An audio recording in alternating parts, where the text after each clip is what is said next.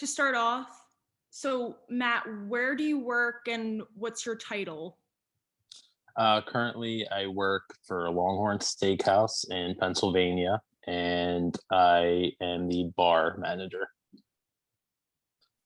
All right. Yeah, that's about. Well, actually, this week I'm the kitchen manager, starting this week. So, So do you bounce around different managing positions, or is it one overarching position that you, usually you're supposed to stay the same.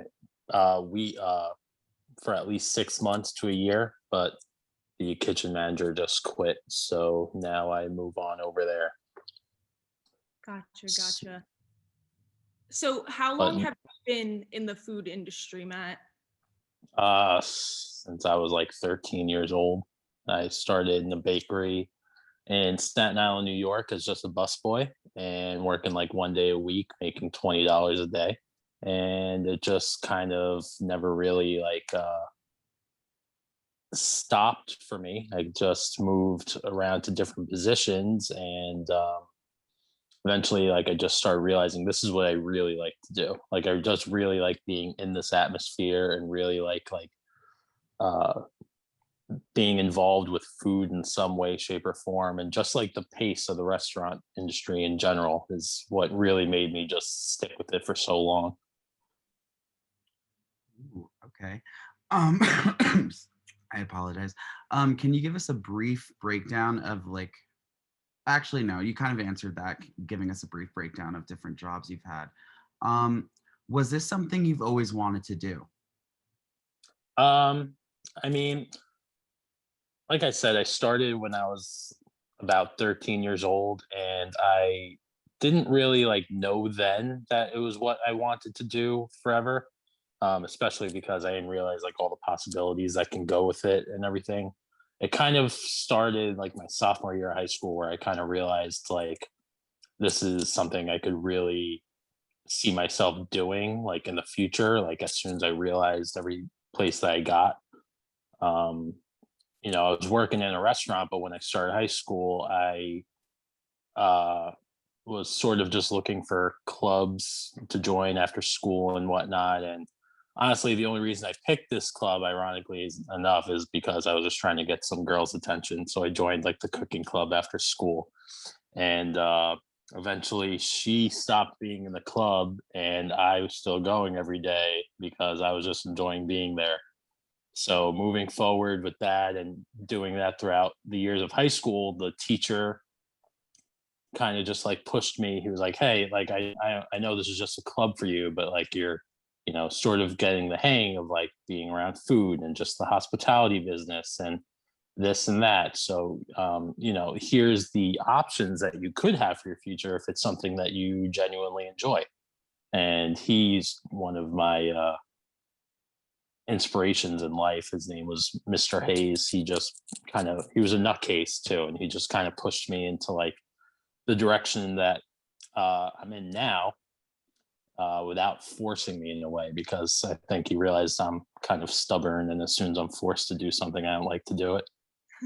And I stayed in that one restaurant. And I moved up, and I became, a dishwasher, then like a barista, and then making sandwiches, then cooking breakfast, and then cooking dinner, and then moved downstairs to the bakery, and it kind of just spiraled from there. And eventually, I was thinking about it on my days off, and I was just having fun. Like I was making a lot of money, having a lot of fun, and that's kind of just the first stepping stones of what got me to where I am now. So, but the most important question, did you end up getting the girl in the high school club? Honestly, I don't remember her name, so I might have, but I don't remember. I think no, I don't think I did. Right. So, does your family have any influence on what you're doing today? Have any of your other family members been involved in the food industry, or is it kind of been your own path that you've taken? As far as career wise, it's been my own path, but an interest in food and cooking in general has definitely been an influence from my family. Just like in like, food and restaurant cooking wise, like, you know, Food Network was on all the time. And, my house, Italian household, they just, everything revolved around food. If we're not eating food, we're watching shows about food or talking about what we're going to eat tomorrow. And more specifically, when it comes to the actuality of like cooking and food, the my grandfather on my father's side, he used to just do like events for his church all the time and just like cook like breakfast for like everyone like once or twice a month. And like I would just go down there with him when I was younger and like help him and do stuff like that. So when I got into it more on my own, kind of that nostalgia also kind of pushed me just a little bit further. Awesome. Um, so how has like the restaurant industry changed since coronavirus and peak with lockdown and quarantining and stuff like that, and new rules that are implemented over time? Like, how has that changed you working for Longhorn? Um, at first, it almost felt like an entirely different job. Not so much so that it was, I mean, aside from the fact that most restaurants went completely to just takeout for a while, especially, Longhorn, where I was working, was specifically only takeout for a while because state to state wasn't allowing indoor dining. So apart from that, but now even with indoor dining and the way everything has been going, I've realized like at first it felt like it was an entirely different job, but now like I'm starting to realize like this is kind of just all the guidelines that should be followed anyway. Like thinking now, like going back to like the way things were, like everyone's just more careful with cleanliness and the way a guest perceives how you're serving them, or like instead of thinking like wondering like am I doing this like clean enough, or am I cleaning enough, or am I doing this, now it's kind of just more of a black and white system of how to do things and like the way operations are supposed to be ran. um, Getting into the habit of things, especially from a management perspective, like we used to go off patterns from previous years on like what should we order for the week or how much business are we going to do. And this whole past year that's been impossible because based off the previous years before that, we were doing double the amount of people and double the amount of meals and ordering double the amount of food. um, so it's definitely changed in a lot of ways, but I definitely think it's changed for the better. It was a stressful transition, but now the way that it is, I don't think going back to systems as far as like cleanliness and ordering and limited menus, I don't think that's going to go back to the way it was before COVID. Okay. And that's really how it should be. I mean, just like you and Dan and I have both worked in restaurants, and we definitely feel the same that you do. Cleanliness is so important. And it's not even like working in a restaurant where you don't realize like, like I'm not saying like any restaurant that like I worked in was like specifically super dirty. It's just, putting the care into it now is more common than beforehand. Like people were doing it just because it was their job. Now they're doing it because they feel they should. Mm-hmm.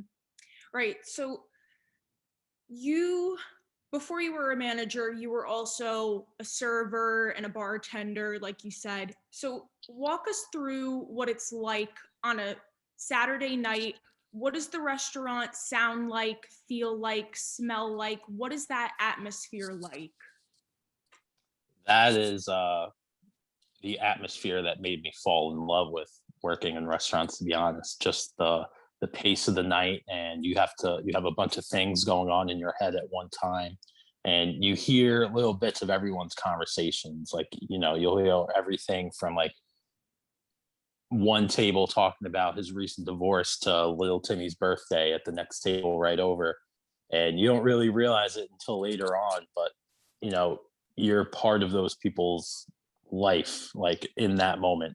Like you're not like a big part, but you're just bringing them their food and influencing their night in some way, shape, or form. And the roar of the restaurant is just so loud on like a busy restaurant on like a busy Saturday night that you're running and you're doing things and you're trying not to forget certain parts of your job while you have like 4 or 5 tables. And you're bringing food, you're trying to help other people, you're asking for help. It's just a very fast-paced environment. It's something that at the end, you're like, in that moment you're hating yourself for working that job, and you're hating yourself for running, and the burning in your legs, and the hot plates burning into your arm while you're carrying them out. But like a couple of hours later, when everything's like quieted down, and you're sitting down at a table, like eating your meal with like a couple of people while you're laughing, you're all covered in grease and food, but you have you're counting the wads of cash in your pocket. Like it feels super super worth it and super rewarding. And I don't know if it's the full rush of everything that made me like so rewarded at the end of the night, or just like the risk to reward or the work to reward ratio. But those busy Saturday nights where you can't even think about anything other than what you're doing, it's definitely what made me fall in love with it to begin with. Awesome. So, you did talk about obviously you being a server before, and going to be a manager at the Longhorn that you work at. So, what was the difference in sense of like responsibilities between you being a server and now you being a manager? Oh, it's entirely different. It's at first, like when you're a server, you're responsible for your certain amount of tables and your specific job, and getting it done. Now, like in my job, I'm responsible not only for the tables and the guests having a good experience, but who's there. It's the workers having a good time, who needs help. Do you have to pay attention to the kitchen? Is the kitchen going to need help? Is there someone sitting on the other side of the restaurant that's food came out just a little bit different than it's supposed to?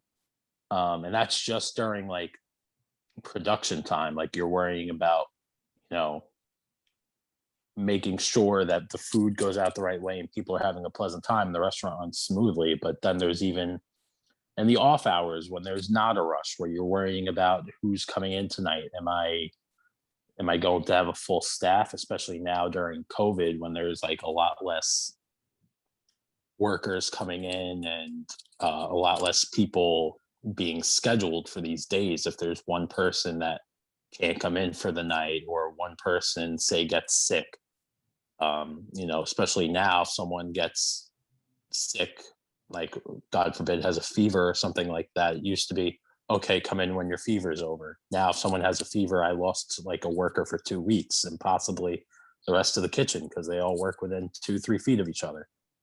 So it's definitely a lot more going on in your head, and a lot more stress induced. There's just a lot more that you're worrying about, instead of worrying about specifics like black and white. Oh, I have to make sure the food get out correctly, gets out hot, and my guest has a good time.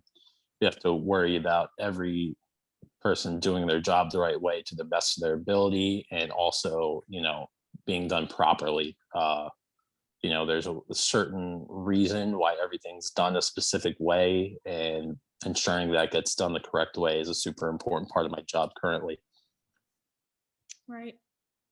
So, Matt, I understand that at one point you also owned your own catering company as well, right? Can Yep. you just talk us a little bit through that briefly, what that was like for you? Um, well, it was about 2 years, 2-3 years. I owned about 2.5 years. I owned my own catering company. It stopped when COVID started because pandemic going around, no one really has parties.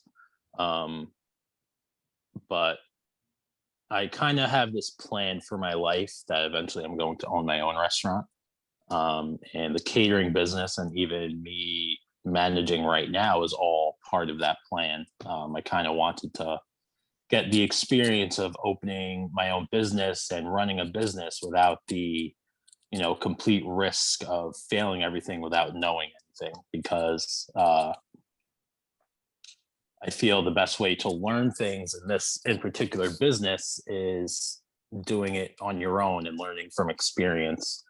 Um, so I started my own catering business pretty much in my parents' house, just, you know, sending flyers out to family friends like, hey, here's my menu. I'll give you a family and friends discount if you just order for me for your next party. And it started out like maybe one or two orders a month. And then it just gets bigger and bigger and bigger. It started like, sandwiches on trays and like a little couple of trays of pasta in people's backyards. And it eventually just grew bigger and bigger to the part where I'm doing like 4 to 5 day weddings and destination weddings. And like I have server teams working under me going and serving wedding receptions. And I'm sitting down having meetings with people talking about how to deal with their dream day, and how, what packages do I include. And most of the time, what was added to my menu and added to my system was pretty much just based off people asking if that's something I could do. Like, hey, would you do a wedding cake? Sure, I'll find a way to do a wedding cake. Could you make this food? I've never heard of that food before, but I'll get it for you. I'll make sure that you have it. And just figuring out like ways to please people and get things the way that they're supposed to be done, and figuring out a system on my own. So that was like the whole purpose of the catering company. Not to mention I made a very good amount of money doing it on the side while also still being able to like live my life. Because most people have these events on like weekends or a couple of things like during the week, like corporate meetings and whatnot was a big one during the week. It was something that, it'd be a couple hours of work and, a pretty decent amount of money. And, especially doing those weddings where you could just go there and, I prepare the menu and have a couple of people help me cook the food. And then, people at the end of the wedding coming up and saying, oh, this was like such great food. I really enjoyed this. It was something that I was able to be proud of. So it was something that I felt I learned a lot during my time doing that. So it was, hopefully it's something I could start up again in the future, or something I could progress into my own restaurant at some point. Right. And that's only going to make you better going through all these different positions. And as an owner one day, it's only going to make you that much better understanding every position, every responsibility that everyone has to do in order to be successful. So good for you. Yeah, that's the plan. I wanted to go through all of this, especially these experience as a manager, work as many positions as I can, because when it comes time to it and I open my own place, I don't want to be stuck knowing, I'm relying on everyone else to make my dreams come true. So I'd rather just do it myself. Well, this one's a good one. Definitely, you work in the restaurant industry. I'm sure you have some crazy stories. But can you recall any crazy, bad, or even good experiences working in the restaurant? Yeah. Wow. Probably my first job, I had the most crazy amount of experiences. In Staten Island, New York, it was kind of just like a walk-in off the street place. You can come in, sit down at a table, have anything from like a breakfast sandwich to a bowl of pasta with coffee and everything. And probably the craziest experiences I've seen were when I was working behind the coffee bar, because I was kind of behind a bar, but I could see everything that was going on throughout the restaurant. So this one time in particular, I was working at night behind the coffee bar, and this woman comes in and she starts, asking people for food off the table. Hey, like, are you finishing that? Could I eat this? And it's something that we've seen before, just because being in New York, like every once in a while, someone will, like, especially with outdoor tables, they'll like pass by the people asking for money or something. So it's something that we normally have seen, but this time it went a little different. The manager goes outside and says, uh, "Hey, I'm sorry, you can't do that here." And then immediately, as soon as she looks at you, you could tell that something wasn't right in her mind, and she starts grabbing things off the table and throwing them at the manager and the waiters and the wait staff. And the customers are just sitting there at the table looking at each other like, what's going on, what's happening here. And she walks up to the manager and grabs him by his collar and just starts screaming in his face, "Our Father who art in heaven, hallowed be thy name," screaming in his face.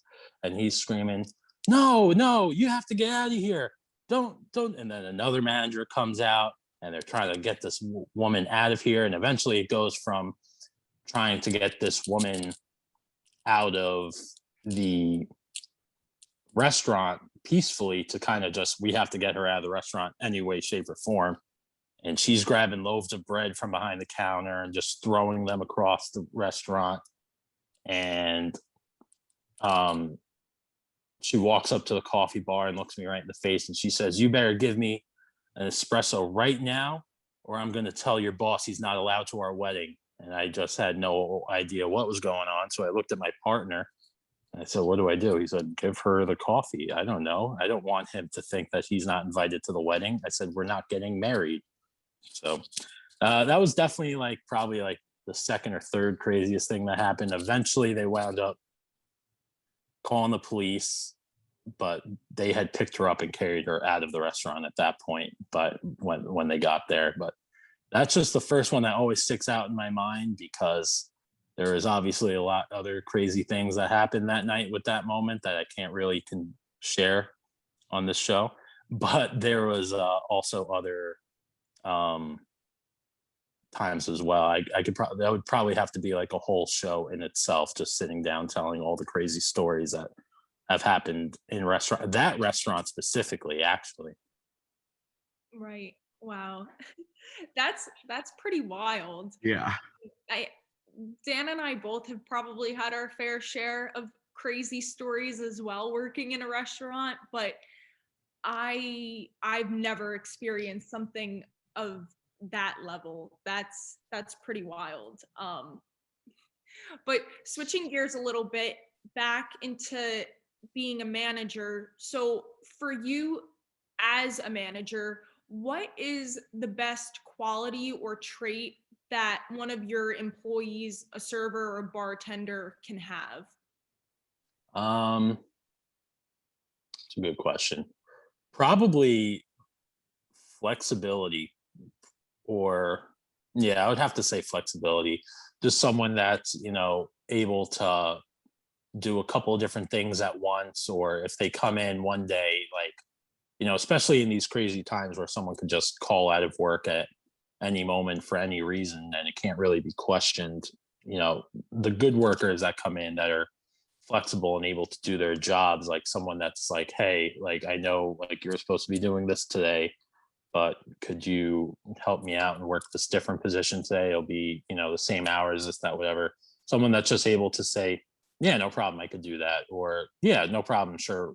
It's not that big of a deal. But also on the same note, tying with that, it would probably be someone that is just, calm, cool, and collected. Because everyone, that's I think everyone in deep down wants to help each other out, but the people that are running around frazzled are not going to, just because they feel that they can't, even though they have the same amount of stuff going on as everyone else. And don't get me wrong, everyone can handle different things, but the ones that are always calm, cool, and able to like keep a clear head are usually the ones that are able to help each other out better. And that's what keeps the restaurant going at a smooth pace. So when the restaurant's running smooth, it makes my job easier. So the people that are able to keep the restaurant running smooth without feeling like there's a 4 alarm fire going on all the time, that's probably the ones that stick out best to me. That's awesome. So what is your favorite part about being a manager at Longhorn? Probably how much I'm learning from the experience. Like I said before, this most of the reason I wanted to get into this management was so I could learn as much as I could to own my own place one day. And being in the position that I'm in, it's kind of just like every single day I'm faced with a new opportunity and a new challenge.